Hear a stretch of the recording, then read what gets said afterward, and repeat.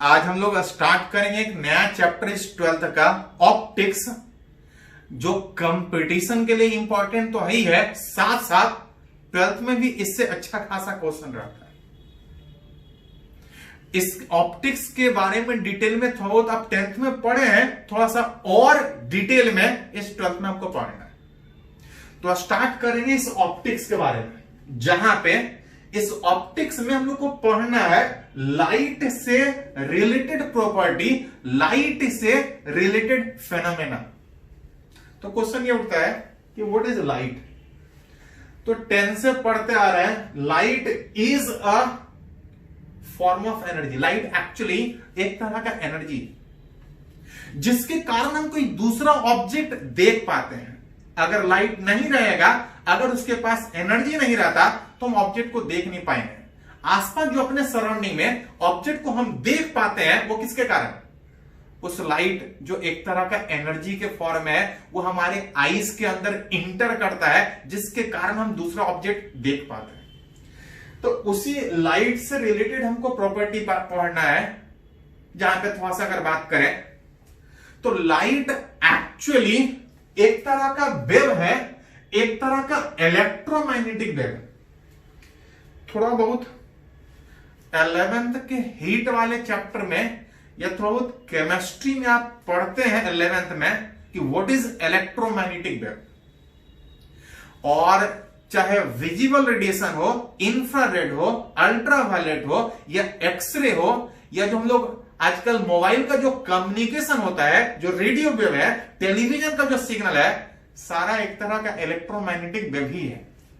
थोड़ा सा डिटेल में टॉपिक 12th में पढ़ना है, डिफरेंट टाइप ऑफ जो इलेक्ट्रोमैग्नेटिक वेव है उसके बारे में।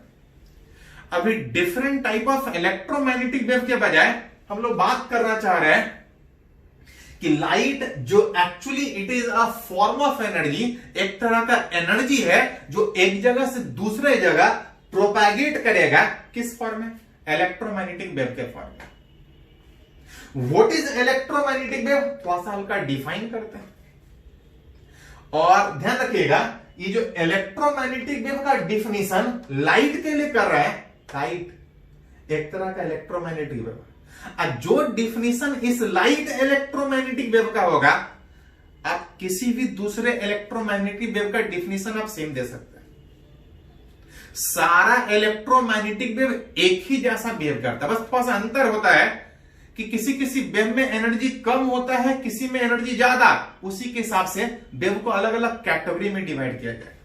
हाँ, हम लोग बात करेंगे उस लाइट जो एक तरह का इलेक्ट्रोमैग्नेटिक वेव है, उससे रिलेटेड पढ़ना चाह रहा है, तो बस बात उसी का करेंगे, उस लाइट पे।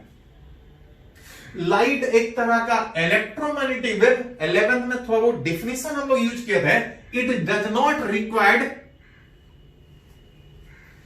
जितना भी इलेक्ट्रोमैग्नेटिक वेव है, चाहे एक्सरे बोलिए, अल्ट्रावायलेट बोलिए, इंफ्रारेड बोलिए, रेडियो कम्युनिकेशन वाला वेव आप बात कीजिए, सारा एक तरह का इलेक्ट्रोमैग्नेटिक वेव है जिसको प्रोपैगेट करने के लिए मीडियम का जरूरत नहीं होता।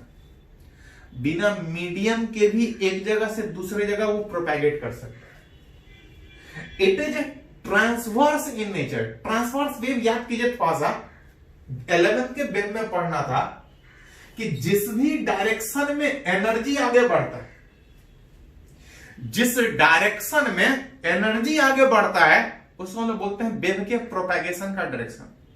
चाहे साउंड वेव हो, चाहे लाइट वेव हो, जिस डायरेक्शन में एनर्जी आगे बढ़ेगा, that is called as direction of propagation of किसी भी वेव का। जिस डायरेक्शन में लाइट प्रोपैगेट करेगा, वो डायरेक्शन कहलाएगा उस लाइट के प्रोपैगेशन, उस वेव के प्रोपैगेशन का। दैट इज, आप बोल सकते हैं कि एनर्जी आगे जा रहा है, जिस डायरेक्शन में एनर्जी जा रहा है, वही उस लाइट के प्रोपैगेशन का डायरेक्शन कहलाएगा।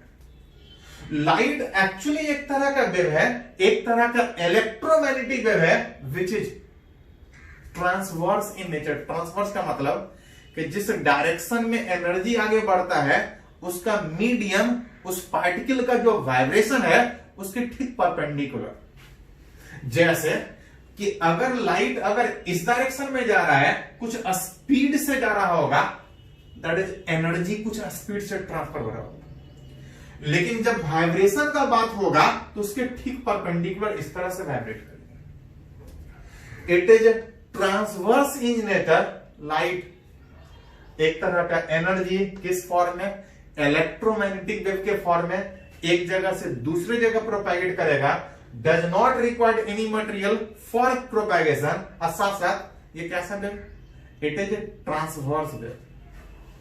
साथ साथ अगर रिलेट करें, it is not deflected by electric and magnetic field. अगर किसी रीजन में इलेक्ट्रिक या मैग्नेटिक फील्ड है, अगर उसमें इलेक्ट्रोमैग्नेटिक वेव, कोई भी इलेक्ट्रोमैग्नेटिक वेव, लाइट भी एक तरह का इलेक्ट्रोमैग्नेटिक वेव, इंफ्रारेड भी एक तरह का इलेक्ट्रोमैग्नेटिक वेव है, किसी भी तरह का इलेक्ट्रोमैग्नेटिक वेव अगर किसी रीजन में जहां पे इलेक्ट्रिक फील्ड भी और मैग्नेटिक फील्ड भी है अगर प्रोपेगेट करेगा तो कोई डिफ्लेक्शन, कोई डेविएशन उस लाइट में नहीं होगा। It is not deflected by उस इलेक्ट्रिक फील्ड एंड उस मैग्नेटिक फील्ड। ध्यान रहे, जो डिफिनेशन इस लाइट जो एक तरह का इलेक्ट्रोमैग्नेटिक वेव के लिए बात कर रहा है उस सारे इलेक्ट्रोमैग्नेटिक वेव के लिए वैलिड है। अब +2 में 2 मार्क्स का ये वाला क्वेश्चन पूछता है कि इलेक्ट्रोमैग्नेटिक वेव जो है उसको डिफाइन कीजिए, तो थोड़ा सा डिफिनेशन भी पढ़ते जाते हैं, साथ साथ समझते भी चले।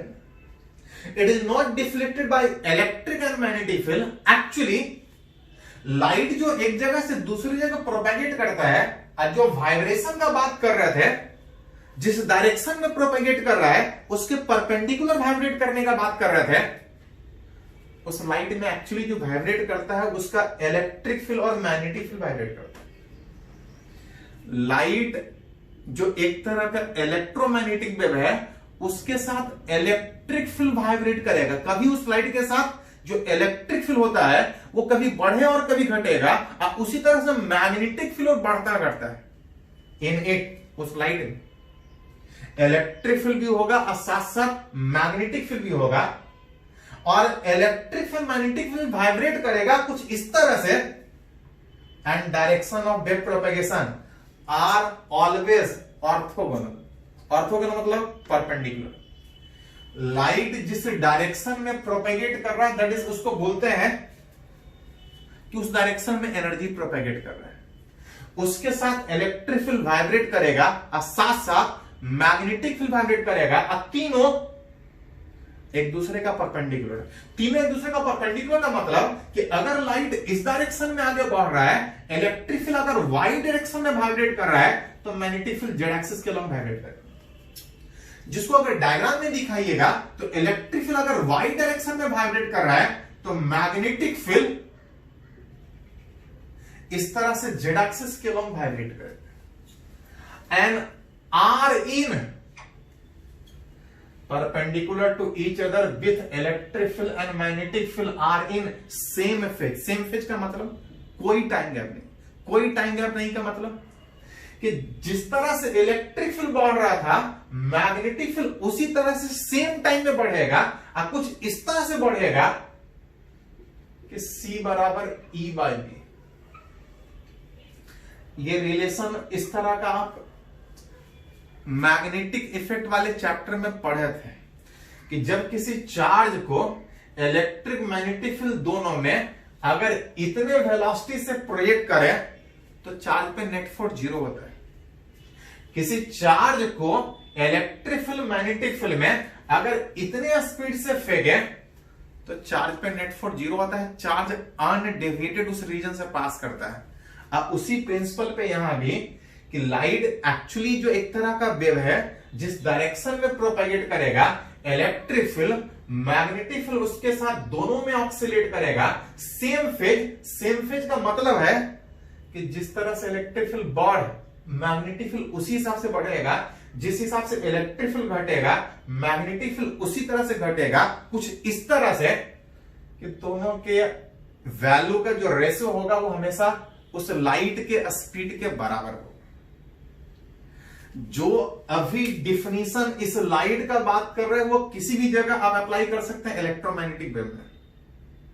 मतलब लाइट जो एक तरह का इलेक्ट्रोमैग्नेटिक वेव है, it consist of energy, wave के फॉर्म में एक जगह से दूसरी जगह प्रोपेगेट करेगा। और जो प्रॉपर्टी उस लाइट का बात कर रहा है सारे इलेक्ट्रोमैग्नेटिक वेव का सेम रिलेशन। यही थोड़ा सा एक टॉपिक जो इलेक्ट्रोमैग्नेटिक वेव पढ़ना है उसी में इसके बारे में पढ़ना है। लेकिन एक्चुअली हम लोग अभी बात जो करना चाह रहे हैं इस लाइट का, तो अभी ज्यादा कुछ बात करने के बजाय सिंपली लाइट का बात करेंगे, जो एक तरह का एनर्जी का फॉर्म है, एक तरह का एनर्जी है जो एक जगह से दूसरे जगह किस फॉर्म में, इलेक्ट्रोमैग्नेटिक वेव के फॉर्म में प्रोपेगेट करेगा। डिटेल में जहां जहां जैसा जैसा यूज आते जाएगा हम लोग वेव का बात करते जाएंगे। इसको थोड़ा सा नोट कर लीजिए, तो आगे हम लोग कंटिन्यू करते हैं कि इस लाइट जिसके बारे में पढ़ना चाह रहे हैं पढ़ना क्या है। इसको पहले थोड़ा सा नोट कर लीजिए।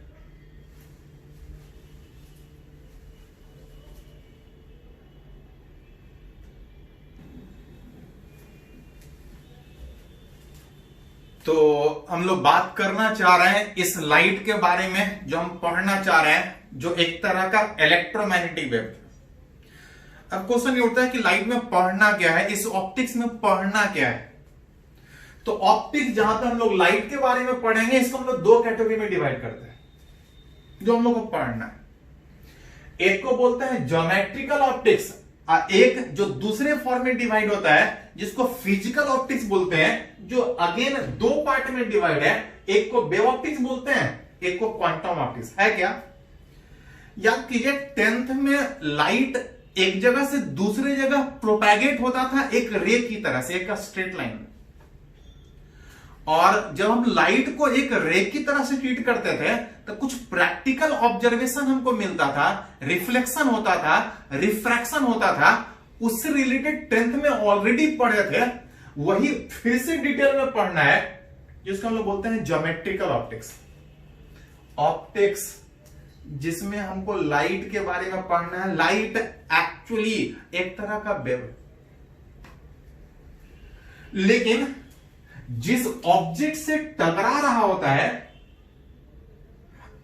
लाइट एक्चुअली एक तरह का वेव है, लेकिन जिस ऑब्जेक्ट से टकरा रहा होता है, अगर उस ऑब्जेक्ट का साइज अगर बड़ा है, उस लाइट के वेवलेंथ से, वेवलेंथ एक ऑक्सीलेशन में जितना आगे बढ़ता है उसको उस वेव का वेवलेंथ बोलते हैं। लाइट एक्चुअली एक तरह का वेव है, लेकिन जिस ऑब्जेक्ट से टकरा रहा है, कोलाइड कर रहा है, जिस ऑब्जेक्ट पे इंसिडेंट कर रहा है, अगर उस ऑब्जेक्ट का साइज बड़ा होगा तो इस वेव नेचर से कोई फर्क नहीं पड़ता है। और लाइट जब ऑब्जेक्ट का साइज बहुत बड़ा और इसका वेवलेंथ अगर कम होगा तो इसके वेव नेचर से फर्क नहीं पड़ने के कारण उस समय उस लाइट को एक वेव की तरह से सोचने के बजाय लाइट को सिंपली एक रे की तरह से सोचते हैं। कब? तो लाइट एक्चुअली एक तरह का वेव है, लेकिन जिस ऑब्जेक्ट पे इंसिडेंट कर रहा है, अगर उस ऑब्जेक्ट का साइज अगर ज्यादा बड़ा है, इस वेवलेंथ के कंपेयर में इसके वेव नेचर से कोई फर्क नहीं पड़ेगा। उस समय इस लाइट को वेव की तरह से सोचने के बजाय लाइट को एक रे की तरह से सोचते हैं। उससे रिलेटेड जो प्रॉपर्टी हम लोग को पढ़ना है, इसको हम लोग बोलते हैं ज्योमेट्रिकल ऑप्टिक्स। जहां पे हम लोग पढ़ेंगे उस लाइट के बारे में, लाइट को वेव की तरह से सोचने के बजाय light is treated in terms of, light को उस समय हम रे की तरह से सोचेंगे, क्योंकि वेव नेचर से कोई फर्क ही नहीं पड़ेगा। कब? जब उस ऑब्जेक्ट जिस पे लाइट आ रहा है उसका साइज बढ़ा। ये तभी तक वैलिड है, it is valid if wavelength of light is much lesser than the size of obstacle. जिस ऑब्जेक्ट पे इंसिडेंट कर रहा है, अगर इसका साइज बड़ा होगा तभी इसके वेवलेंथ से फर्क, इसके वेव नेचर से कोई फर्क नहीं पड़ेगा। और जब इसके वेव नेचर से फर्क नहीं पड़ेगा, इसको वेव की तरह से सोचने का जरूरत नहीं। उस समय आप इस लाइट को सिंपल एक रे की तरह से ट्रीट करेंगे। उससे रिलेटेड, उस लाइट से रिलेटेड जो प्रॉपर्टी जब रे की तरह से सोचेंगे, जो हमको पढ़ना है, इसको हम लोग बोलते हैं ज्योमेट्रिकल ऑप्टिक्स। हाँ, जब इस ऑब्जेक्ट का साइज बड़ा होने के बजाय अगर इस लाइट के वेवलेंथ के कंपेरेबल हो, तो कुछ लाइट टकरा के वापस आएगा, कुछ ऊपर से भी जाएगा, कुछ नीचे से भी जाएगा, क्योंकि ऑब्जेक्ट का साइज छोटा है। उस समय इस लाइट के वेव नेचर से फर्क पड़ रहा है, और जब लाइट जो एक्चुअली वेव है उसके वेव नेचर से फर्क पड़ रहा है, तो उसको हमको कंसीडर करना पड़ेगा।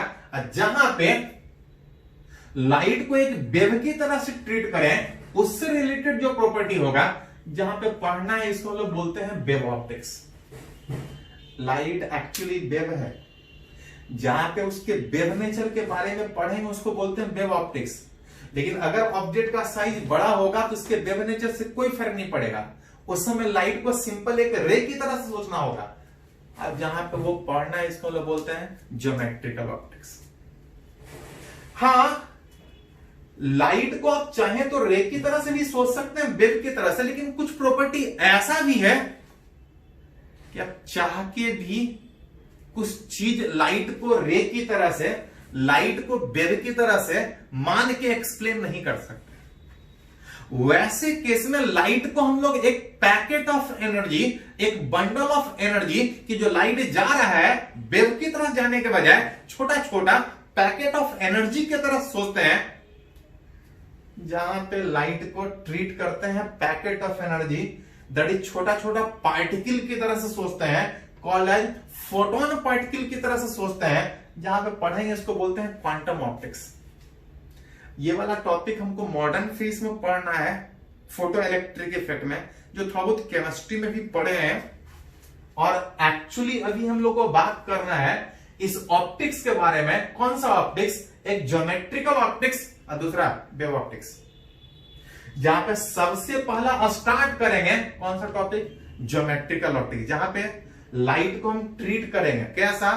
तो है वेव की तरह से, लेकिन हम लोग शुरुआत में ये मान के चलेंगे कि ऑब्जेक्ट बड़ा है, लाइट को वेव की तरह से सोचने के बजाय सिंपल एक रे की तरह से सोचेंगे। जब लाइट को रे की तरह सोचेंगे, जो पढ़ना है उसको हम लोग बोलते हैं, क्या बोलते हैं? Geometrical optics. तो इस ऑप्टिक्स में स्टार्ट हम लोग सबसे पहले करेंगे ज्योमेट्रिकल ऑप्टिक्स। क्या है बात करेंगे, थोड़ा सा का नोट कर लीजिए, तो आगे कंटिन्यू हम लोग करते हैं।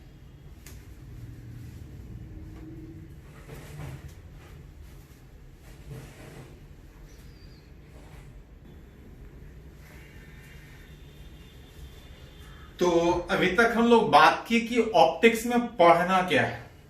हाँ, जो स्टार्ट करेंगे ज्योमेट्रिकल ऑप्टिक्स से, जहां पे लाइट जो एक्चुअली एक तरह का वेव था, उस ज्योमेट्रिकल ऑप्टिक्स में लाइट को वेव की तरह से सोचने के बजाय लाइट को एक रे की तरह ट्रीट करेंगे। तो लाइट जब एक रे की तरह से ट्रीट होगा तो क्या क्या प्रैक्टिकल ऑब्जर्वेशन मिलेगा, उससे रिलेटेड बात करेंगे। जहां पे सबसे पहला रिफ्लेक्शन, जो ऑलरेडी आप 10th में डिटेल में बढ़िया से पढ़ चुके हैं, थोड़ा सा और डिटेल में पढ़ना है। याद कीजिए, बाउंड्री, बाउंड्री मतलब जहां से इधर कुछ और मीडियम, इधर कुछ और मीडियम, जहां से सेपरेट हो रहा होगा दो अलग अलग मीडियम, इधर कुछ और मीडियम, इधर कुछ और मीडियम, दोनों मीडियम को अलग करता हुआ अगर ये एक बाउंड्री है, उस बाउंड्री पे अगर कोई लाइट इंसिडेंट करे, अभी हम लोग बात कर रहे हैं कि लाइट को एक सिंपल रे की तरह से सोच रहे हैं। लाइट अगर उस बाउंड्री पे इंसिडेंट करे, इंसिडेंट करने के बाद अगर दूसरे मीडियम में जाने के बजाय अगर वापस सेम मीडियम में चला जाए, तो that process is called as reflection, जो आप ऑलरेडी डिटेल में पढ़ेंगे। वो बाउंड्री प्लेन भी हो सकता है, वो बाउंड्री किसी और शेप का हो सकता है।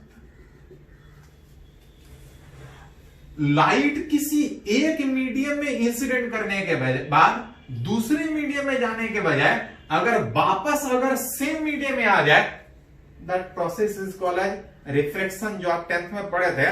उसी में कुछ लॉ ऑफ रिफ्लेक्शन है जिसके बारे में हम लोग को बात करना है। अगेन ये लॉ ऑफ रिफ्लेक्शन ऑलरेडी आप सीखे। जब किसी मीडियम में किसी बाउंड्री पे जब लाइट इंसिडेंट करेगा, तो जो लाइट आ रहा होता है इसको बोलते हैं इंसिडेंट रे। लाइट रिफ्लेक्ट करके जो वापस सेम मीडियम में जा रहा होता है, that is called as reflected. यहां भी उसी तरह से ये इंसिडेंट रे, ये रिफ्लेक्टेड। लाइट जो आ रहा है किधर से आ रहा है, कितने एंगल से आ रहा है, एंगल हमेशा उस नॉर्मल लाइन से रिलेट करता है, उस सरफेस के परपेंडिकुलर रिलेट करता है। इस सरफेस पे जो लाइट आ रहा है कुछ एंगल से आ रहा है। कितने एंगल से आ रहा है? उस एंगल को हमेशा नॉर्मल से रिलेट करते हैं, और नॉर्मल से जितने एंगल से आ रहा है इसको हम लोग बोलते हैं एंगल ऑफ इंसिडेंस।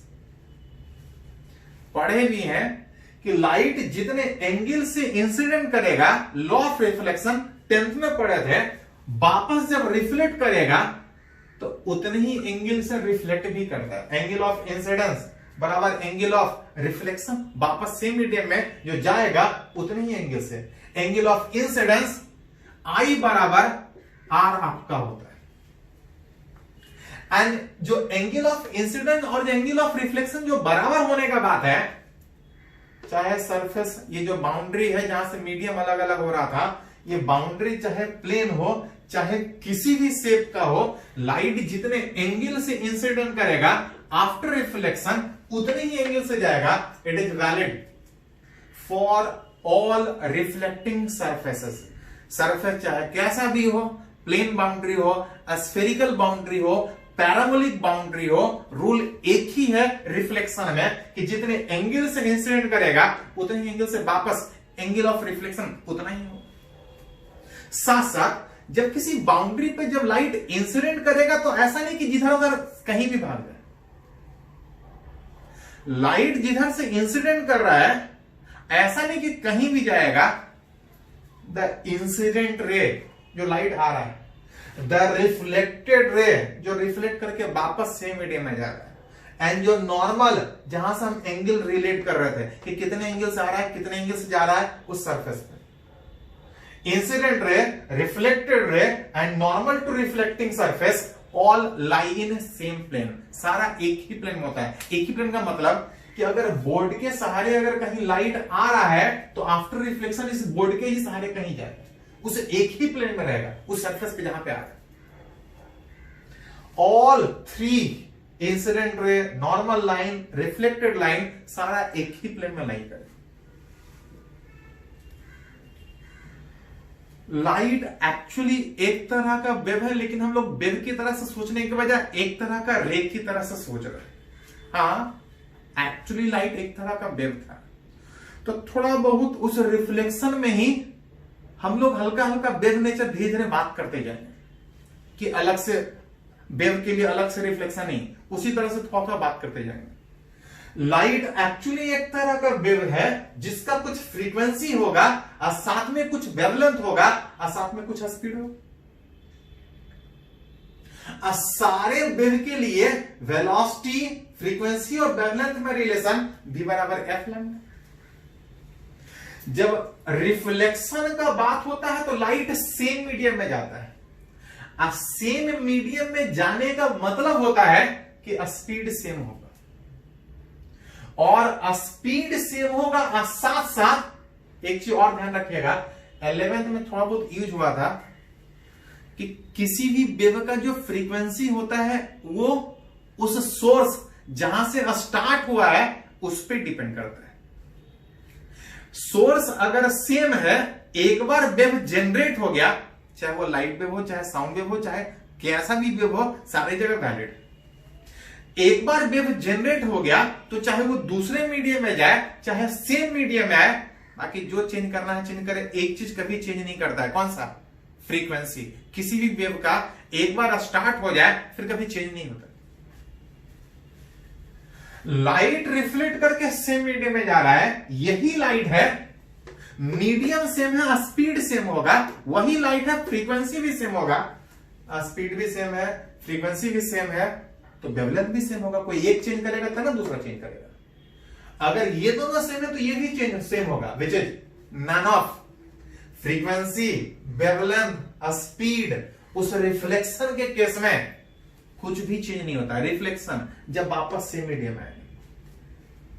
हाँ, हाउएवर जो एम्पलीट्यूड है, जो इंटेंसिटी है, वो डिक्रीज करता है। एक्चुअली जैसे जैसे लाइट जो आ रहा था, जैसे जैसे दूर जाइएगा लाइट चारों तरफ फैलेगा, और जब चारों तरफ फैलेगा तो दूर जाने से उस लाइट का एनर्जी घटेगा, क्योंकि एनर्जी चारों तरफ फैल रहा है। एक डायरेक्शन में बात कीजिएगा, एनर्जी घटेगा, इंटेंसिटी घटेगा, एम्पलीट्यूड भी घटेगा।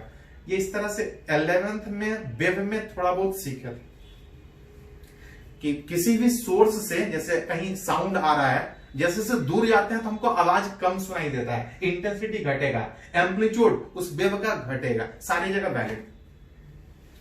तो रिफ्लेक्शन के केस में फ्रीक्वेंसी उस वेव का नहीं चेंज करेगा, वेवलेंथ नहीं चेंज करेगा, स्पीड नहीं चेंज करेगा, क्योंकि रिफ्लेक्शन सेम मीडियम में हो रहा है। हाँ, इंटेंसिटी चेंज कर सकता है, एम्पलीट्यूड चेंज कर सकता है। साथ साथ एक और पॉइंट था 11th के वेव में कि जब कोई वेव डेंसर मीडियम से टकरा के वापस आता है तो जिस शेप में आ रहा था टकरा के रिफ्लेक्ट करने के बाद वो ठीक उल्टा होता है। There is a phase change of pi. कोई भी वेव 2 पाई के बाद रिपीट होता है, लेकिन जब वेव रिफ्लेक्शन डेंसर मीडियम से होता है तो टकरा के सीधा आने के बजाय उल्टा वापस आता है। There is a phase change of pi when reflection takes place from denser medium. कभी कभी ऑब्जेक्टिव में इस तरह से क्वेश्चन रहता है जो 11th के वेव में हम लोग सीखे। तो हम लोग बात कर रहे हैं लाइट जो एक्चुअली वेव है, लेकिन हम लोग ट्रीट कर रहे हैं एक रे की तरह से। हाँ, थोड़ा थोड़ा वेव नेचर हम लोग बात करते जाएंगे बीच बीच में, जितना जरूरत हो सकता है, जितना पॉसिबल हो सकता है।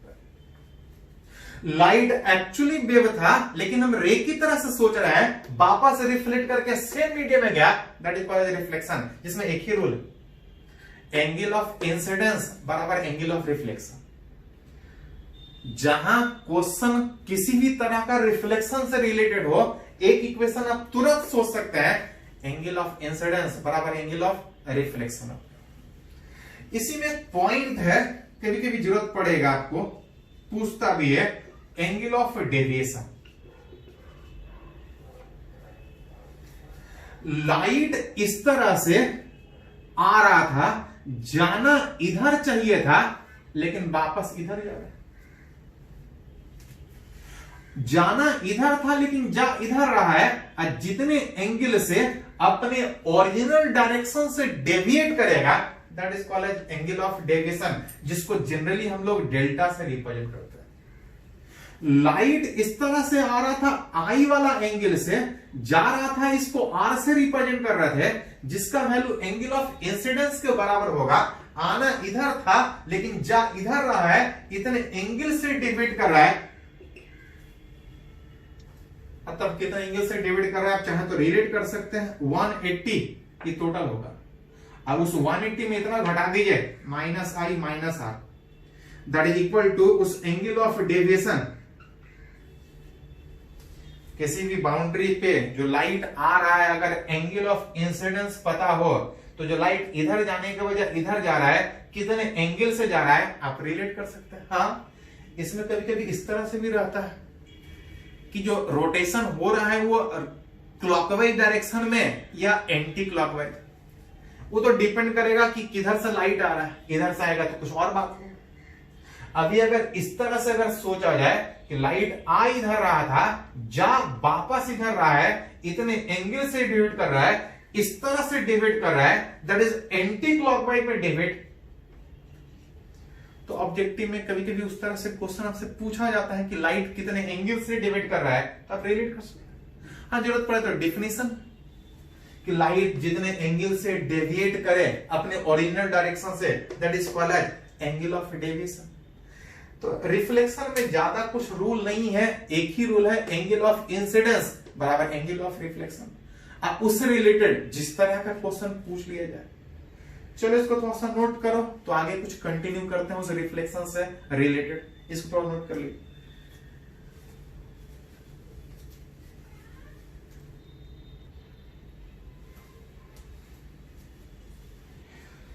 तो हम लोग बात कर रहे हैं उस रिफ्लेक्शन का जिसमें रूल 2 ही था, इंसिडेंट रे, नॉर्मल और रिफ्लेक्टेड रे, ऑल सारा एक ही प्लेन में था। एंगल ऑफ इंसिडेंस बराबर एंगल ऑफ रिफ्लेक्शन।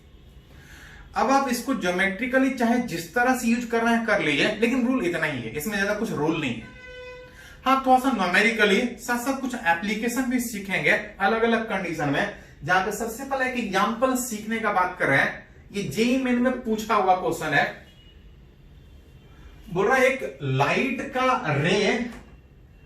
रे of light travelling in direction is incident on a plane mirror. बोल रहा है कि किसी भी प्लेन मिरर पे कोई लाइट इस तरह से इंसिडेंस कर रहा है,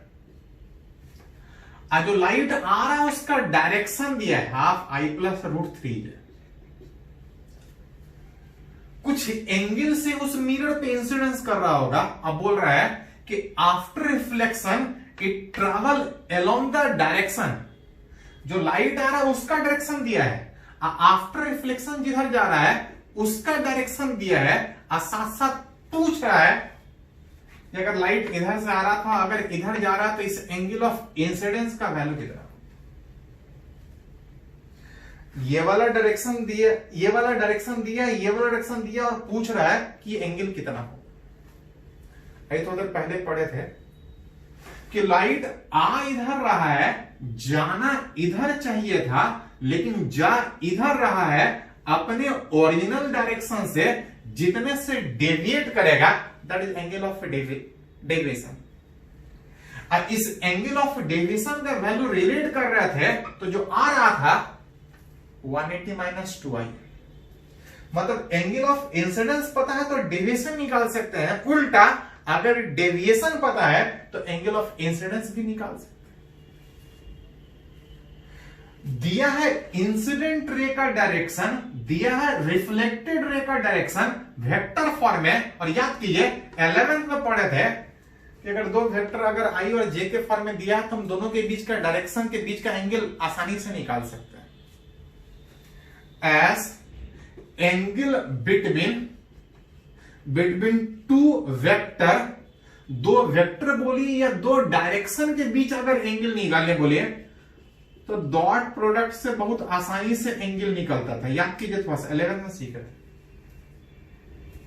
अगर इंसिडेंट रे अगर इसको मान ले, रिफ्लेक्टेड रे अगर दूसरे वेक्टर को मान ले, तो दोनों वेक्टर के बीच एंगल आसानी से रिलेट कर सकते। दो वेक्टर के बीच का एंगल कौन सा होगा, आई की 2i, तो न आई होगा न 2i होगा, ये एंगल बिटवीन टू वेक्टर होगा। याद कीजिए 11 में सीखे थे कि एंगल बिटवीन टू वेक्टर सीधा नहीं निकालते हैं, इसको एक्सटेंड करके जब सोचिएगा तो टेल टू टेल एक साथ आएगा, और उस दोनों के बीच टेल टू टेल रखने के बाद जो स्मॉलर एंगल होगा वही एंगल बिटवीन टू वेक्टर होगा। मतलब इस दोनों के बीच अगर एंगल का बात करें तो इधर से नहीं, इधर से सोचना पड़ेगा, इसको एक्सटेंड करके सोचना पड़ेगा। इन दिस केस उस थीटा के जगह पे आप लिख सकते हैं डेल्टा, ये डेविएशन। हाँ, अगर हम डेविएशन निकाल लें तो एंगल ऑफ इंसिडेंस निकाल लें। उस दोनों के बीच एंगल में अगर रिलेट करें तो ए डॉट बी में which I plus root 3j cap by 2 इसका डॉट प्रोडक्ट उस i minus root 3j by 2, और दोनों का मैग्नीट्यूड, इस i प्लस रूट 3j का मैग्नीट्यूड, आइए i minus root 3j by 2 का मैग्नीट्यूड, जहां से cos डेल्टा दोनों के बीच का एंगल, डॉट प्रोडक्ट निकालने में ये मैग्नीट्यूड बाहर, ये दो ये सब आसानी से हट जाएगा। ये ऐसे ये मैग्नीट्यूड है, ये मैग्नीट्यूड है, ये भी मैग्नीट्यूड आसानी से हटा सकते हैं। ये सब को हटा देने के बाद जो बच रहा था, आप चाहे तो लिख सकते हैं i प्लस रूट 3j, इसका dot product i minus root 3j, इधर इसका magnitude i plus root 3j, ये i minus root 3j। Cos उस डेल्टा का वैल्यू में डॉट प्रोडक्ट निकालना सबसे आसान, i डॉट i 1 और j डॉट j 1, बचा क्या, i डॉट i 1 होने के बाद 1 और रूट 3 मल्टीप्लाई होने के बाद 3, j डॉट j 1। इसका मैग्नीट्यूड अगर बात कीजिएगा तो इसका मैग्नीट्यूड 2 आएगा, आप देख सकते हैं under root x component plus y component, ये 4, ये 2 मैग्नीट्यूड आएगा। 1 माइनस 3 माइनस 2 से कैंसिल आउट, माइनस 2/4 माइनस 1/2, जो कि 120 डिग्री के बराबर हो, cos 120 डिग्री माइनस 1/2।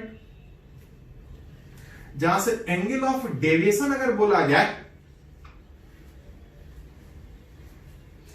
मतलब इस तरह से अगर लाइट आ रहा है और आफ्टर रिफ्लेक्शन अगर इधर जा रहा है तो हम एंगल ऑफ डेविएशन रिलेट कर सकते हैं। जो एंगल ऑफ डेविएशन आएगा वो कितना आएगा, 120 डिग्री आएगा। लेकिन एंगल ऑफ डेविएशन नहीं, हमसे एंगल ऑफ इंसिडेंस पूछ रहा था। इस एंगल ऑफ डेविएशन को 180 माइनस 2i लिख सकते हैं, 180 माइनस 2i लिख सकते हैं। हेंस जो एंगल ऑफ इंसिडेंस हमसे पूछा गया था, अरे निकालेंगे कितना आएगा, तो इधर आगे 60 डिग्री नहीं, लाइट 30 डिग्री से इंसिडेंस करेगा, आफ्टर रिफ्लेक्शन इस तरह से मूव करेगा, एंगल ऑफ डेविएशन 120 डिग्री आपको। तो रिफ्लेक्शन में रूल सिंपल सा, एंगल ऑफ इंसिडेंस बराबर एंगल ऑफ रिफ्लेक्शन। अब उसको न्यूमेरिकली जितना यूज करना है, जिस तरह से यूज करना है आप रिलेट कर सकते हैं। चलो इसको थोड़ा सा नोट कीजिए, तो आगे कुछ और कंटिन्यू करते हैं इस पर।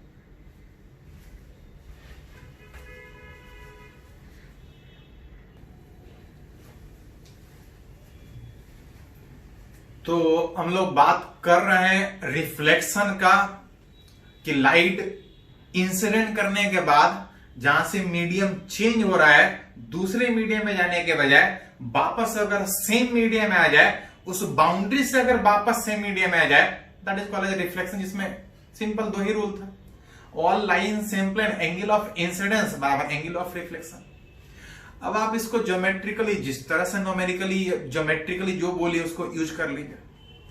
और भी बात करेंगे, लेकिन थोड़ा सा इसमें बात ये भी करना है कि लाइट जब रिफ्लेक्ट करके जब वापस सेम मीडियम आ रहा था तो डायरेक्शन चेंज कर रहा था। डायरेक्शन चेंज करने के कारण जब आप उस मिरर से पहले अगर लाइट दिखेगा तो कहीं और दिखेगा, अब मिरर के बाद अगर कहीं देखिएगा तो कहीं और से आता हुआ दिखाई देगा। लाइट आ किसी और डायरेक्शन में था और रिफ्लेक्शन के बाद किसी और डायरेक्शन में जा रहा है, जिसके कारण रिफ्लेक्शन पे से पहले देखिएगा तो लाइट हमको किसी और डायरेक्शन में दिखेगा और रिफ्लेक्शन के बाद हमको किसी और डायरेक्शन में दिखेगा। और उसी में हम लोग को कंसेप्ट आता है ऑब्जेक्ट और इमेज का। लाइट एक्चुअली आ कहीं और से रहा था, लेकिन रिफ्लेक्शन के बाद दिखेगा तो कहीं और से आता या कहीं और जाता हुआ दिखाई देगा। और उस प्रोसेस में कंसेप्ट यूज होता है ऑब्जेक्ट और इमेज का। क्या है बात करेंगे, विच इज इमेज का formation from a plane mirror. तो पहले तो क्वेश्चन ये होता है कि व्हाट इज ऑब्जेक्ट। तो ध्यान दीजिए थोड़ा सा, प्रैक्टिकली हम लोग सोचते हैं कि ये इस तरह से कोई अगर दिया है तो ये ऑब्जेक्ट है, लेकिन एक्चुअली लाइट में इस ऑप्टिक्स में सामने रखा हुआ कोई ऑब्जेक्ट ही ऑब्जेक्ट हो ये कोई जरूरी नहीं है। लाइट कहीं से आ रहा है, लाइट इस तरह से भी कहीं से आ रहा होगा, लाइट ऐसा भी कहीं से आ रहा होगा।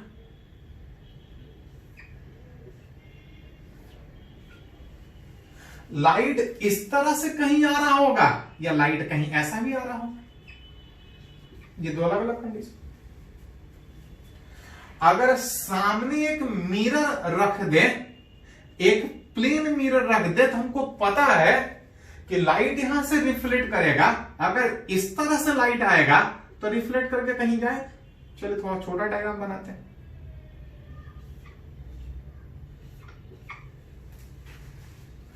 किसी मिरर के सामने लाइट ऐसा आ रहा था, लेकिन रिफ्लेक्शन के बाद कहीं इस तरह से दूर जा रहा है। और ऑब्जेक्ट का मतलब ऑप्टिक्स में ये नहीं कि सामने कोई ऑब्जेक्ट रखा, ऑप्टिक्स का मतलब हम लोग बात करते हैं कि जो लाइट आ रहा है ये मान के चलते हैं कि कहीं ना कहीं कोई ऑब्जेक्ट रखा होगा, उससे लाइट आ रहा है। और जो लाइट आ रहा है, जो इंसिडेंट लाइट मिल रहा होगा, जिस पॉइंट पे इंसिडेंट लाइट मिल रहा होगा, उसको हम बोलते हैं ऑब्जेक्ट। अगर मिरर के सामने से अगर लाइट आ रहा है तो मिरर के सामने तो आ सकता है, रह सकता है कोई चीज जिससे लाइट निकल के आ सकता है। वैसे ऑब्जेक्ट जो मिरर के सामने रखा हो, इसको हम लोग बोलते हैं रियल ऑब्जेक्ट। वही लाइट अगर इस तरह से अगर किसी मिरर पे इंसिडेंस कर रहा है, कहीं इस तरह से आ रहा है, लाइट अगर इस तरह से अगर किसी मिरर पे अगर इंसिडेंट करेगा, हमको पता है कि आफ्टर रिफ्लेक्शन कहीं जाए, लाइट इस तरह से अगर किसी मिरर पे आ रहा है तो ये इंसिडेंट रे जिस पॉइंट पे मिलेगा, तो इंसिडेंट रे अगर ऐसा आएगा तो कभी मिलेगा इधर, तो इधर नहीं मिलेगा। हाँ, इसको अगर थोड़ा एक्सटेंड करके सोचे, इसको थोड़ा एक्सटेंड करके सोचे तो हमको लगेगा कि जो लाइट आ रहा है मिरर के सामने मिलने के बजाय मिरर से कहीं पीछे मिल रहा होगा। इंसिडेंट लाइट जहां से आता हुआ दिख रहा होगा या जिस पॉइंट पे आता हुआ मिलता हुआ दिख रहा होगा, that is called as object. यहां पे ध्यान दीजिए थोड़ा सा कि मिरर के पीछे कोई चीज हो सकता है क्या, तो पढ़े हैं कि रिफ्लेक्शन में, मिरर से रिफ्लेक्शन में लाइट दूसरे मीडियम में जाने के बजाय वापस से मीडियम आएगा। जब वापस सेम मीडियम में आ रहा है, दूसरे मीडियम में जा ही नहीं रहा है, तो उधर तो कुछ हो ही नहीं सकता। ऑप्टिक्स में ऑब्जेक्ट का मतलब सामने रखा हुआ ऑब्जेक्ट नहीं, इंसिडेंट लाइट जहां से लाइट आता हुआ दिख रहा होगा, दैट इज ऑब्जेक्ट। मिरर के सामने एक्चुअल में ऑब्जेक्ट आएगा, that is called as real object. वही अगर लाइट इस तरह से आ रहा है, सामने कहीं मिल नहीं रहा है, इसको एक्सटेंड करके पीछे सोच रहे हैं, तो इंसिडेंट लाइट यहां पे मिलता हुआ दिखाई दे रहा है, एंड पॉइंट ऑफ इंटरसेक्शन उस इंसिडेंट रे को ऑब्जेक्ट बोलते हैं। मिरर के पीछे पॉसिबल ही नहीं है कि मिलेगा, ऐसे ऑब्जेक्ट को हम लोग बोलते हैं वर्चुअल ऑब्जेक्ट, कि ऑब्जेक्ट सामने मिलने के बजाय मिरर के पीछे कहीं मिल रहा है। पीछे मिरर के पॉसिबल ही नहीं है कोई चीज, क्योंकि लाइट उधर जा ही नहीं रहा है, उधर से आ ही नहीं रहा है, लेकिन हम सोच रहे हैं, वैसे चीज को हम लोग बोलते हैं वर्चुअल ऑब्जेक्ट। वही लाइट आ इधर से रहा था, लेकिन आफ्टर रिफ्लेक्शन हमको इस तरह से जाता हुआ दिख रहा है। इधर से देखिएगा तो लाइट इधर से आने का मतलब, इसको बैकवर्ड करके देखिएगा, अगर पीछे एक्सटेंड करके सोचेगा तो रिफ्लेक्शन से पहले आपको इधर से आता हुआ दिखेगा, और रिफ्लेक्शन के बाद ऐसा, मतलब हमको लगेगा कि कहीं कोई चीज इधर रखा है जिससे लाइट बाहर निकल के आ रहा है, रिफ्लेक्टेड लाइट बाहर निकल रहा है, जिसको लोग बोलते हैं कि इमेज। रिफ्लेक्शन से पहले इधर से आता हुआ दिख रहा था, दैट इज एक्चुअल में ऑब्जेक्ट, लेकिन लाइट का डायरेक्शन रिफ्लेक्शन के बाद चेंज हो रहा है, हमको लग रहा है कि लाइट कहीं इधर से आ रहा है, जिसको हम लोग बोलते हैं पॉइंट ऑफ इंटरसेक्शन। उस रिफ्लेक्टेड रे हमको लग रहा है कि ऑब्जेक्ट था यहां, लेकिन रिफ्लेक्शन के बाद इधर से दिख रहा है, ऑब्जेक्ट का इमेज दिखाई दे रहा है। ऐसे इमेज को हम लोग बोलते हैं वर्चुअल इमेज। वर्चुअल क्यों, तो याद कीजिए, प्लेन मिरर के पीछे कोई चीज हो ही नहीं सकता, मिरर के पीछे कुछ नहीं हो सकता, क्योंकि लाइट उधर जा ही नहीं रहा। लेकिन हम सोच रहे हैं, पॉसिबल नहीं है लेकिन सोच रहे हैं, ऐसे को हम लोग बोलते हैं वर्चुअल इमेज। सोच रहे हैं वर्चुअल इमेज। मिरर के पीछे ऑब्जेक्ट सोच रहे हैं, इंसिडेंट लाइट वहां जाता हुआ मिल रहा है, that is virtual object. Mirror के सामने अगर कहीं मिल रहा है तो जो भी होगा रियल। रिफ्लेक्टेड लाइट मिल रहा है, दैट इज, इसको बोल सकते हैं आप रियल इमेज। तो ध्यान रखिए थोड़ा सा, आपके रियल लाइफ में ऑब्जेक्ट और इमेज का मतलब जो भी हो, लेकिन फिजिक्स में, इस ऑप्टिक्स में ऑब्जेक्ट का मतलब होता है लाइट कहां से आ रहा है। मिरर के सामने एक्चुअल में आ रहा है, that is real object. Mirror के पीछे से आता हुआ दिख रहा है या मिलता हुआ दिख रहा है, that is virtual object. Reflected light जहां मिलेगा, दैट इज इमेज। मिरर के सामने मिलेगा, रियल इमेज। मिरर के पीछे मिलता हुआ एपियर्ड होगा, मिरर के पीछे कुछ हो ही नहीं सकता, लेकिन सोच रहे हैं, that is called virtual image. तो थोड़ा ध्यान रखिए, ऑब्जेक्ट और इमेज का मतलब यहां पे ये नहीं कि कुछ है। ऑब्जेक्ट और इमेज का मतलब था कि इंसिडेंट लाइट जिधर से आता है या जिधर मिलता हुआ दिखाई दे रहा होगा, दैट इज ऑब्जेक्ट, और रिफ्लेक्टेड लाइट जिधर मिलता हुआ दिखाई दे रहा होगा, इमेज।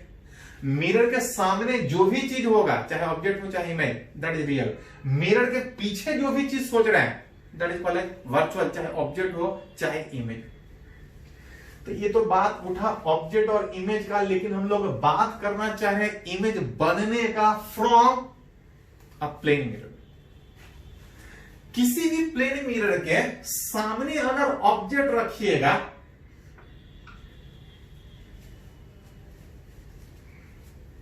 तो प्रैक्टिकली हम लोग देखते हैं अपने सामने मिरर रखे, पढ़े भी है इमेज जो फॉर्मेशन है प्रॉपर्टी, ऑफ उस इमेज का, किसमें, जब हम प्लेन मिरर में बनने का बात करते हैं।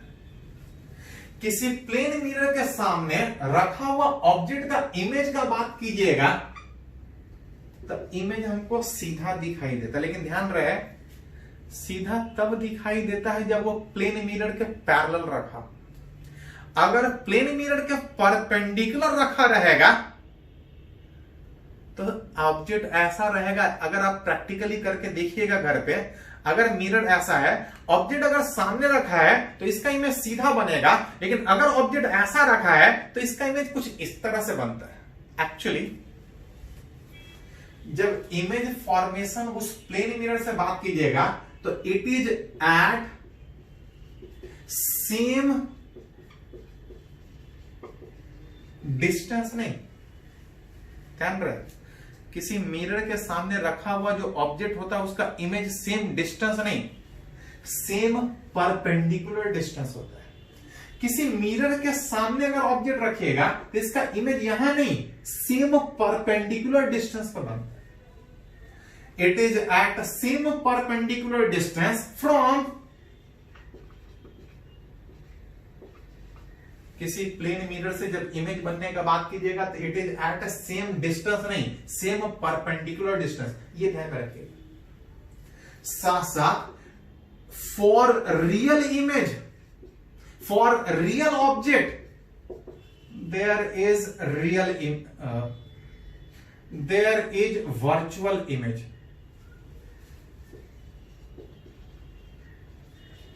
किसी मिरर के सामने अगर ऑब्जेक्ट रियल में रखा है तो इसका इमेज वर्चुअल बनेगा। उल्टा अगर ऑब्जेक्ट वर्चुअल हो तो इमेज रियल बनता है। For real object there is virtual image, and for virtual object अगर बात कीजिएगा देयर इज रियल इमेज। यहां पे ठीक उल्टा बनता है कि अगर मिरर के सामने अगर रियल में ऑब्जेक्ट रखा है तो उसका इमेज वर्चुअल बनेगा, और अगर वर्चुअल ऑब्जेक्ट है तो उसका इमेज रियल बनेगा। साथ साथ in parallel to plane mirror, किसी प्लेन मिरर के सामने अगर ऑब्जेक्ट रखा है, प्लेन मिरर के पैरेलल रखा है, जैसे अगर ये मिरर है, अगर उस प्लेन मिरर के पैरेलल ही रखिएगा, the image is erect. Image is erect, erect का मतलब सीधा ही इमेज बनेगा, लेकिन तब जब वो मिरर के पैरेलल होगा। अब वही इन परपेंडिकुलर टू मिरर अगर बात कीजिएगा, in perpendicular to mirror the image is laterally inverted. Image is laterally inverted. किसी प्लेन मिरर के सामने जब ऑब्जेक्ट, किसी प्लेन मिरर के सामने जब ऑब्जेक्ट अगर पैरेलल में रखेगा तो इमेज सीधा बनता है, लेकिन वही अगर उस मिरर के ऑब्जेक्ट सामने में पैरेलल रखने के बजाय परपेंडिकुलर रखिएगा तो जो इमेज बनेगा आप खुद देख सकते हैं, करके देख सकते हैं, इमेज उल्टा बनता है। Actually image is at same distance पर बनता है। सेम डिस्टेंस का मतलब तो अगर जितने डिस्टेंस पे इस तरह से ऑब्जेक्ट रखे उतने ही डिस्टेंस पर बनेगा, लेकिन अगर ऑब्जेक्ट इस तरह से रखा है तो जो नजदीक ऑब्जेक्ट होगा उसका इमेज नजदीक बनेगा, और जितने परपेंडिकुलर डिस्टेंस पे ऑब्जेक्ट है उतना ही डिस्टेंस पे होने के कारण उसका इमेज ठीक उल्टा होता है। मतलब अगर इस मिरर के पैरेलल अगर इसको वाई एक्सिस मानिएगा तो इमेज सीधा बनेगा, लेकिन अगर इसको एक्स के मानिएगा तो इमेज यहां पे उल्टा बनेगा। हाँ, अगर जेड एक्सिस का बात कीजिएगा, जेड कौन सा, तो अगर ये मिरर है तो ये परपेंडिकुलर में एक्स हुआ, इमेज उल्टा बनेगा। अगर इस मिरर के पैरेलल वाई रख रहे हैं तो सीधा बनेगा। मिरर के पैरेलल जेड बात कीजिएगा तो मिरर ऐसा है तो ये भी जेड पैरेलल ही होगा। X axis, Y axis, Z axis, ये मिरर के पैरेलल होगा। अब मिरर के पैरेलल में इमेज सीधा बनता है, जिसको प्रैक्टिकली आप खुद करके देख सकते हैं कि अगर किसी मिरर के सामने अगर इस तरह से अगर कोई लेटर रखा जाए तो इसका जो इमेज बनेगा same distance, same perpendicular distance, लेकिन इस मिरर के परपेंडिकुलर में सोचिएगा तो इमेज ठीक उल्टा बनेगा। तो ये कुछ प्रॉपर्टी है किसी प्लेन मिरर के सामने रखा हुआ object, same perpendicular distance from mirror, इसमें एक जोड़ सकते हैं and of same size. Plane mirror में जो इमेज बनता है वो सेम साइज का, रियल ऑब्जेक्ट का वर्चुअल, वर्चुअल ऑब्जेक्ट का रियल। हाँ, अगर कोई ऑब्जेक्ट मिरर के पैरेलल रखा है तो इमेज सीधा बनेगा, अगर एक ऑब्जेक्ट अगर मिरर के परपेंडिकुलर रखा है तो इमेज इन्वर्टेड, ये सीधा था पैरेलल में, ये उल्टा बनेगा। ये तो थ्योरेटिकली जो आप प्रैक्टिकल करके देख सकते हैं, इसको थोड़ा न्यूमेरिकली कैसे यूज करेंगे हम लोग बात करते हैं, पहले इसको नोट कीजिए थोड़ा सा।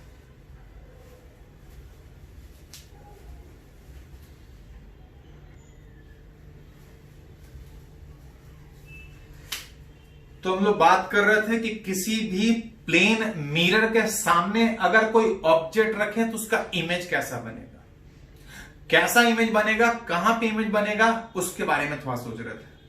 उसी से रिलेटेड कुछ और भी टर्म है, साथ साथ यूज करते हैं कि किसी प्लेन मिरर के सामने अगर कोई ऑब्जेक्ट था, मिरर के पैरेलल रखा था तो इमेज सीधा बनता था, मिरर के परपेंडिकुलर रखता था तो इमेज उल्टा बनता था।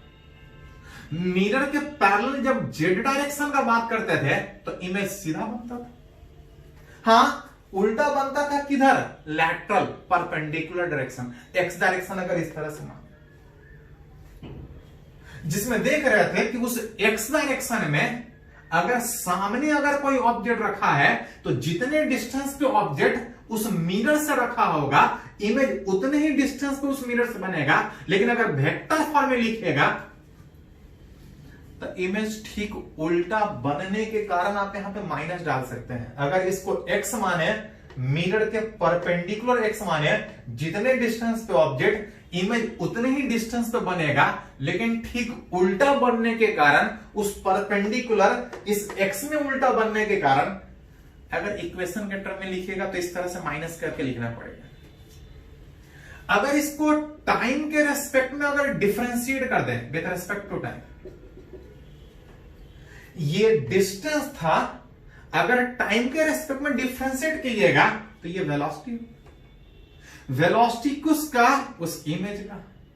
और जो डिस्टेंस ले रहे थे वो कहां से ले रहे थे, तो जो भी डिस्टेंस सोचते हैं उस मिरर में, मिरर से डिस्टेंस उस इमेज का मिरर के रेस्पेक्ट का मतलब डिस्टेंस जिस रेट से टाइम के हिसाब से चेंज करे, दैट इज वेलोसिटी उस इमेज का विद रेस्पेक्ट टू मिरर। अगर इसको डिफरेंशिएट कीजिएगा तो वेलोसिटी उस ऑब्जेक्ट का विद रिस्पेक्ट टू मिरर। इसको थोड़ा सा तोड़िएगा तो velocity of image minus velocity of mirror, velocity of A with respect to mirror is equal to, इधर आ जाएगा minus velocity of object minus velocity of mirror. जहां से रिलेट कीजिएगा देन जो वेलोसिटी ऑफ इमेज आ रहा है, वेलोसिटी ऑफ इमेज, इसको उधर ले जाइएगा तो आप देख सकते हैं कि 2 times of velocity of mirror minus velocity of object.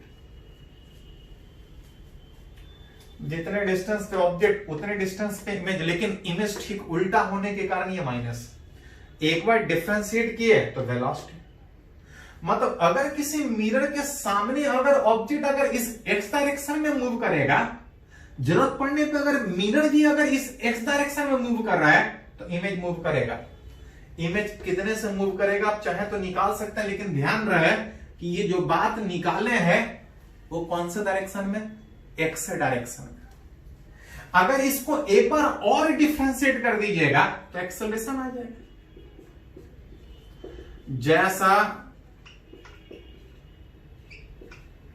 Equation उस वेलोसिटी का था, अगर जरूरत पड़े तो वैसा ही इक्वेशन एक्सेलरेशन का रिलेट कर सकते हैं। हाँ, इसमें कभी कभी कुछ पॉइंट भी पूछा जाता है। इफ अगर मिरर नहीं मूव कर रहा है, अगर मिरर रेस्ट में है, अगर सिर्फ ऑब्जेक्ट मूव कर रहा है तो मिरर का वेलोसिटी 0 में, वेलोसिटी उस इमेज का उस एक्स डायरेक्शन में बात कीजिएगा तो it is equal to velocity उस ऑब्जेक्ट। हाँ, एक माइनस भी है, लेकिन ये सारा बात कौन से डायरेक्शन में, एक्स में। एक्स डायरेक्शन में ऑब्जेक्ट जितने वेलोसिटी से मूव करेगा अगर इसके इमेज का बात कीजिएगा तो उतनी वेलोसिटी, लेकिन ठीक अपोजिट डायरेक्शन में। जैसे इस ऑब्जेक्ट नजदीक आएगा, उस मिरर में इमेज नजदीक आएगा, कितने से आप चाहे तो निकाल सकते। अगर सिर्फ मिरर मूव करे, ऑब्जेक्ट ना मूव करे तो वेलोसिटी ऑफ इमेज उस एक्स डायरेक्शन में आप देख सकते हैं कि जितने वेलोसिटी से अगर मिरर मूव करेगा, इमेज उसके ठीक डबल। हाँ, मिरर के परपेंडिकुलर इस एक्स में बात कर रहे हैं। अगर ऑब्जेक्ट भी मूव करे और अगर मिरर भी मूव करे तो इमेज का वेलोसिटी निकाल सकते हैं। कोई एक मूव करे तो एक ही सोचेंगे। ये बात किधर था? मिरर के परपेंडिकुलर। अगर इन पैरेलल टू मिरर अगर बात कीजिएगा, पैरेलल टू मिरर का मतलब यहां पे आप बोल सकते हैं that is Y and Z direction. दोनों वाई और जेड मिरर के पैरेलल ही, दोनों में एक ही जैसा बात हो। एक्स में इमेज उल्टा बन रहा था, एक माइनस साइन आ रहा था, लेकिन अगर मिरर के पैरेलल अगर बात कीजिएगा, वाई में बात कीजिएगा, तो जितने डिस्टेंस पे ऑब्जेक्ट उस मिरर से, उतने ही डिस्टेंस पे इमेज उस मिरर से। कोई उल्टा होने वाला बात नहीं। एक बार इसको डिफरेंशिएट कीजिएगा, एक बार इसको डिफरेंशिएट कीजिएगा तो ये वेलोसिटी आ जाएगा। जहां से इसको अगर तोड़िएगा तो velocity of image minus velocity of mirror बराबर velocity of object minus mirror. Mirror वाला फैक्टर कैंसिल आउट, तो जो बचेगा वेलोसिटी ऑफ इमेज उस वाई डायरेक्शन में, that is velocity of object उस वाई डायरेक्शन में। एक बार और डिफरेंशिएट कीजिएगा तो एक्सेलरेशन उस इमेज का उस वाई डायरेक्शन में इज इक्वल टू एक्सेलरेशन उस ऑब्जेक्ट का उस वाई डायरेक्शन में। ध्यान रहे, आपके सामने अगर मिरर कितना भी पैरेलली मूव करे, मिरर कितना भी पैरेलली मूव करे, ऑब्जेक्ट जहां इमेज वहीं रहेगा। इस मिरर के पैरेलल मूव करने से कोई फर्क नहीं पड़ेगा। हाँ, मिरर अगर परपेंडिकुलर में मूव कर रहा है तो फर्क पड़ेगा। मिरर के परपेंडिकुलर टू मिरर, अगर उस एक्स डायरेक्शन में सोच रहे हैं तो इमेज उल्टा बनने के कारण यहां पे साइन कन्वेंशन में ऑब्जेक्ट के भी मोशन से फर्क पड़ रहा था, अब मिरर के भी मोशन से फर्क पड़ रहा था। लेकिन जब मिरर के पैरेलल बात कीजिएगा तो मिरर कितने से मूव करेगा कोई फर्क नहीं पड़ेगा। जितने से ऑब्जेक्ट मूव करेगा, ऑब्जेक्ट जितने से मूव करेगा, इमेज उतना से मूव करेगा। ऑब्जेक्ट का वेलोसिटी बराबर इमेज का, लेकिन कौन सा डायरेक्शन में? वाई में। और वही चीज जेड में भी लगा सकते हैं क्योंकि वो भी पैरेलल थे। एक बार और डिफरेंशिएट किया था, अगर जरूरत पड़े तो एक्सेलरेशन निकाल सकते हैं। तो ये कुछ फॉर्मूला है जो जरूरत पड़ने पर डेराइव भी कर सकते हैं सिंपल एक लाइन में, कि अगर किसी मिरर के सामने अगर ऑब्जेक्ट परपेंडिकुलर एक्स में मूव करेगा तो इमेज कितने से मूव करेगा? तो मिरर का डबल, ऑब्जेक्ट का सेम लेकिन उल्टा। मिरर के पैरेलली अगर मूव करने का बात है तो मिरर कितना से मूव करेगा कोई फर्क नहीं पड़ेगा। हाँ, ऑब्जेक्ट जितना से मूव करेगा, इमेज का वेलोसिटी उतना ही होगा। जरूरत पड़े तो एक्सेलरेशन बिल्कुल सेम तरीके से सोच सकते हैं। तो ये था वेलोसिटी, एक्सेलरेशन उस इमेज का कब जब ऑब्जेक्ट और मिरर दोनों मूव करें। इससे रिलेटेड न्यूमेरिकली भी बात करेंगे, इसको पहले नोट कर लीजिए थोड़ा सा।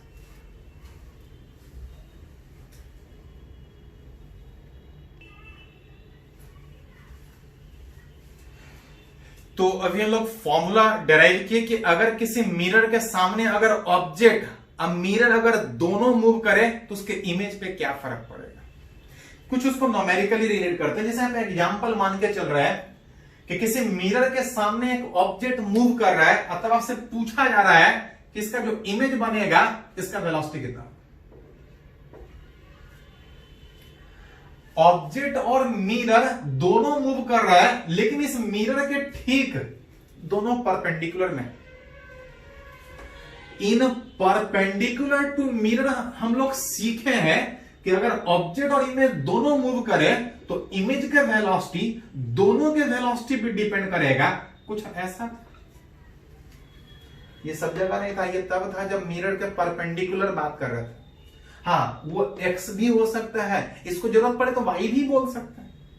मिरर के परपेंडिकुलर ये था कि अगर ऑब्जेक्ट मूव करेगा उसका भी इफेक्ट होगा, मिरर मूव करेगा उसका भी इफेक्ट होगा। जैसे इसको समय बोल रहा है कि मिरर मूव कर रहा है कितने से, 10 से।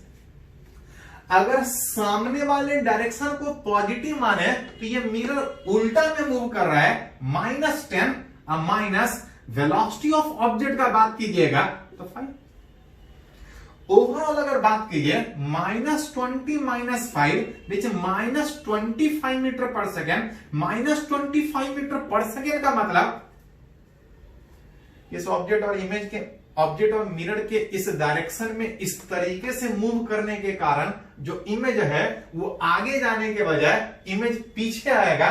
कितने से पीछे आएगा, 25 मीटर पर सेकेंड से पीछे आएगा। ये सिर्फ मिरर के परपेंडिकुलर में सोच रहे थे।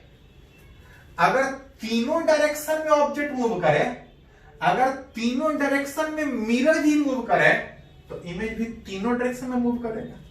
कितना, तो जरूरत पड़ेगा तो x में अलग निकालिए उस इमेज का वेलोसिटी, y में अलग निकालिए और z में अलग निकालिए।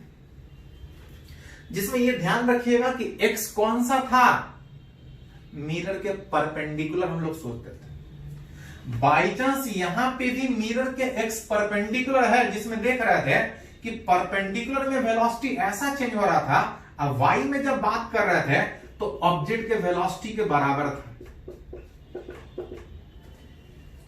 ये x में बात था, अब y में और z में मिरर के पैरेलल, मिरर के मोशन से कोई फर्क नहीं। ऑब्जेक्ट है, मिरर पैरेलल में कितना भी मूव करेगा उसके इमेज पे कोई फर्क नहीं पड़ेगा। जितने डिस्टेंस पे ऑब्जेक्ट उतना ही डिस्टेंस पे इमेज। x में अलग निकालना पड़ेगा, y में अलग, z में अलग। प्रॉपर साइन कन्वेंशन के साथ डालिएगा तो वेलोसिटी इमेज का x में, कुछ y में और कुछ z में निकलेगा। तीनों बेटा x में निकालने में सारा डाटा x का, मिरर का वेलोसिटी x में कितना था तो 1, i का कंपोनेंट 1 और ऑब्जेक्ट का वेलोसिटी कितना था x में 2। ओवरऑल कितना आ रहा है, 0, जितना आ गया। y में क्या होगा, इस मिरर के मोशन पे कोई फर्क नहीं। ऑब्जेक्ट जितने वेलोसिटी से मूव करेगा इमेज उतने से ही मूव करेगा। z में भी वही बात है, जितने ऑब्जेक्ट से मूव करेगा उतना ही इमेज। ओवरऑल